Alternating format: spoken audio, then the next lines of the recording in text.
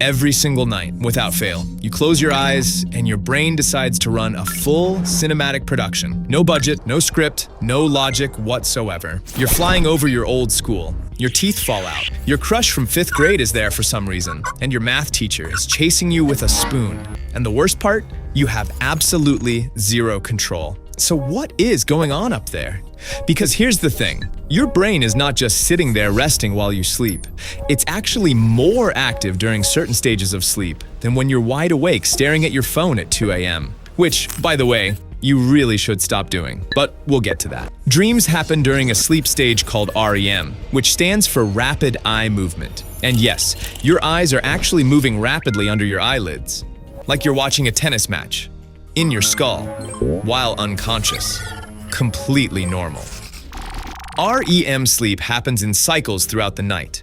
Your first cycle gives you about 10 minutes of REM. By the time you hit your 4th or 5th cycle near morning, you can get up to 45 minutes of pure, uninterrupted dream cinema, which is why the wildest dreams always happen right before your alarm goes off. Because of course they do. But here's where it gets genuinely strange. During REM sleep, your brain paralyzes your body on purpose. There's a specific mechanism in your brainstem that sends signals to your muscles telling them to just stop. Don't move, stay down. And this is actually incredibly important because your brain is acting out scenarios, running simulations. And if your body followed along with every single dream, you'd be a disaster. Kicking, punching, sprinting down your hallway at 3 a.m., and your roommate would absolutely never forgive you. This paralysis is called REM atonia, and in rare cases, some people's brains forget to activate it. These people actually physically act out their dreams, running, fighting, screaming, fully unconscious, which sounds absolutely terrifying. But okay, we know when dreams happen. We know the body goes into lockdown mode, but we still haven't answered the big question. Why? Why does your brain do this at all? What is the actual point of watching your childhood home transform into a shopping mall while a dog that looks suspiciously like your boss gives you directions? Scientists have been arguing about this for over a century. And here's the honest truth. We still don't fully know. But we have some seriously compelling theories, and they are going to completely change the way you think about sleep tonight.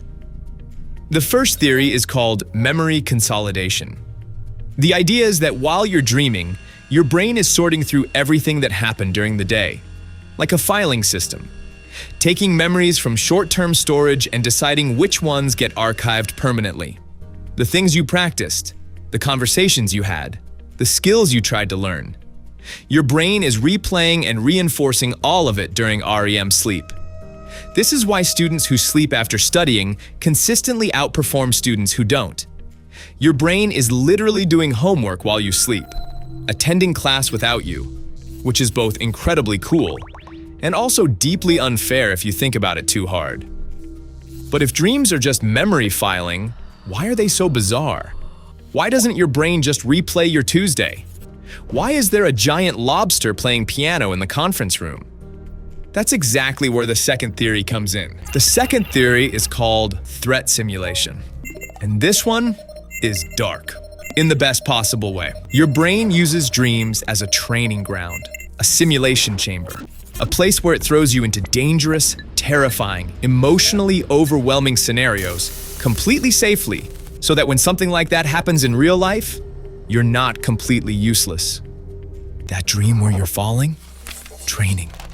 That dream where you show up to an exam you never studied for? Training. That dream where something is chasing you and your legs just stop working? Absolutely. Brutal. Training.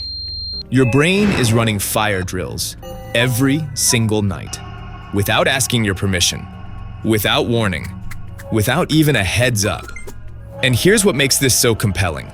Across almost every human culture on Earth, the most common dream themes are identical. Being chased, falling, losing teeth, showing up completely unprepared, being publicly humiliated. These are not random. These are universal human fears, and your brain has been rehearsing responses to them since before you even knew what fear was. But there's a third theory, and this one might be the most fascinating of all. It's called emotional regulation. And the core idea is this: dreams are therapy, free therapy, running every single night while you sleep, whether you asked for it or not.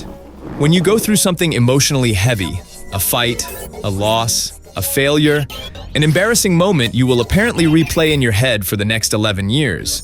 REM sleep gives your brain a chance to process that emotion in a completely safe environment.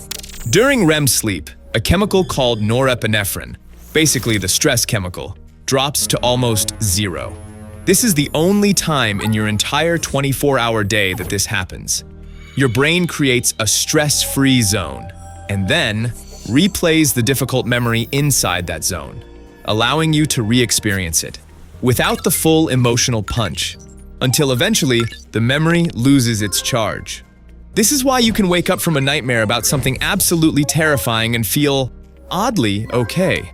Your brain just did processing work that would have taken a therapist 12 sessions. Matthew Walker, neuroscientist at UC Berkeley, puts it like this: sleep is not just rest, it is emotional first aid. And dreams are how it gets delivered. Which means nightmares aren't your brain torturing you. They're your brain working overtime, trying to help you heal. Now here's the part that genuinely breaks everything. You dream every single night, even if you think you don't. Every human who sleeps enters REM. Every single one experiences dreams. The reason you don't remember them is not because they didn't happen. It's because remembering a dream requires waking up during or immediately after REM. Miss that window, and the dream just evaporates. Gone. Forever. Like it never existed. Scientists estimate that within 5 minutes of waking, 50% of your dream has already vanished. Within 10 minutes, 90% is gone. So that vivid, strange, emotionally overwhelming dream from last night? It happened. Your brain ran the full process. The filing, the simulation, the emotional healing. You just didn't get to see it. Which is honestly the most on-brand thing your brain could possibly do. All that work, zero credit. Doesn't even let you remember. Every single night, without your permission, your brain runs the strangest, most personal film festival that has ever existed. Starring you, directed by your subconscious.